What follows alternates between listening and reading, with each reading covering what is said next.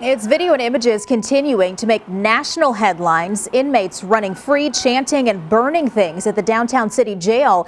This revolt happened early Saturday, and just within the last few minutes, the city's prosecutor telling News 4 she's opening an investigation. That comes on top of the city forming a task force to deal with issues at the Justice Center.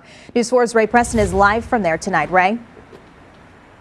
Well, within the past hour, a group of about 25 to 30 people were demonstrating out here on the sidewalk outside the city Justice Center. They are from the group For the People STL. Now, they are a group of community activists that are calling for the closure of not only the workhouse, but the city Justice Center as well.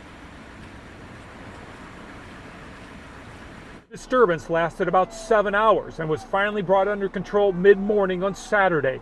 Detainees upset over COVID-19 dangers and living conditions at the City Justice Center made their outrage public. Community activists for years have been critical of the conditions at not only the City Justice Center, but the workhouse in North St. Louis. I have relatives who have been in the workhouse. It is a hellhole.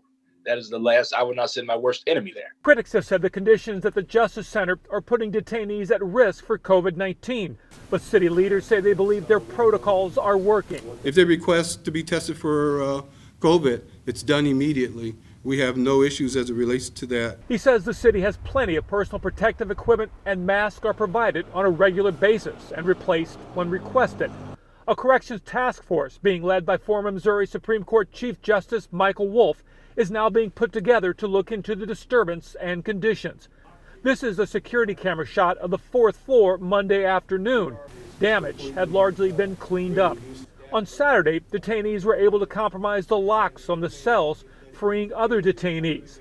The facility opened in 2002, but the Corrections Commissioner says it is not considered new. The detainees find ways to do what they want to do.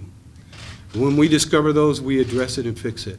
And then they move on to the next thing that they can find and do. So the mayor is now setting up this task force. She says she hopes to have something of a preliminary report from the task force within a few weeks or so. Also, we do want to pass along this to our News 4 viewers. If you're with us at 5 o'clock, you saw that group that walked up to demonstrate in front of the City Justice Center. As they walked up, the camera panned over to the group.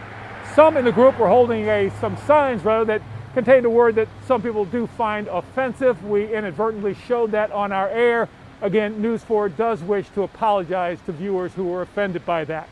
Reporting live in downtown St. Louis, Ray Preston, News 4.